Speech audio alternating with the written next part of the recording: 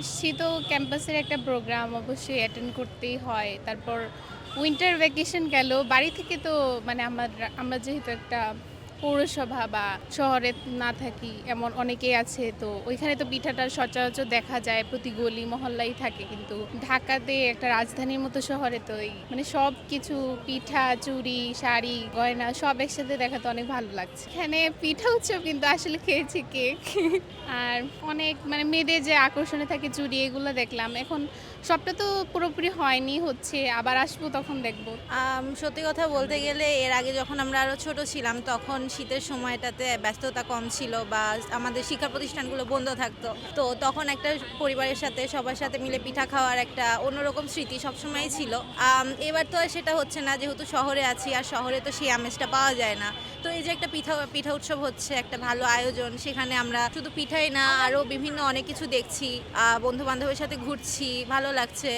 এই শহুরে পরিবেশটার থেকে বের হয়ে এসে একটু সেই স্বাদটা পাচ্ছি, তো সব মিলিয়ে খুবই ভালো আয়োজন, খুবই ভালো উদ্যোগ। আশা করি সামনের বছরও এরকম কিছু পাবো। পিঠা বলতে এখনো তো সকালবেলার সময়, তো পিঠাটা ওই পিঠাগুলো এখনো আসেনি, তবে এই যে চিতই পিঠা, ভাপা পিঠা, পুলি পিঠা এগুলো আছে এখানে পছন্দের মধ্যেই।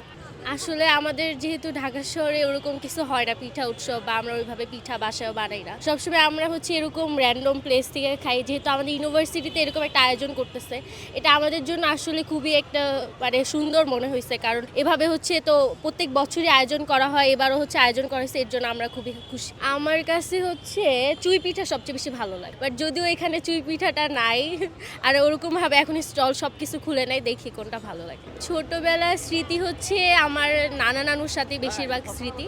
যেমন হচ্ছে আমার নানু হচ্ছে পিঠা বানাইতো, আমি হচ্ছে তাকে সাহায্য করতাম ছোটবেলায়। এখন তো নানু আর বেঁচে নেই দুনিয়াতে, সো আর ওইভাবে পিঠা ওইভাবে বাসায় বানানো হয় না, আর নানুদের বাসায় তো এখন ওইভাবে যাওয়াও হয় না।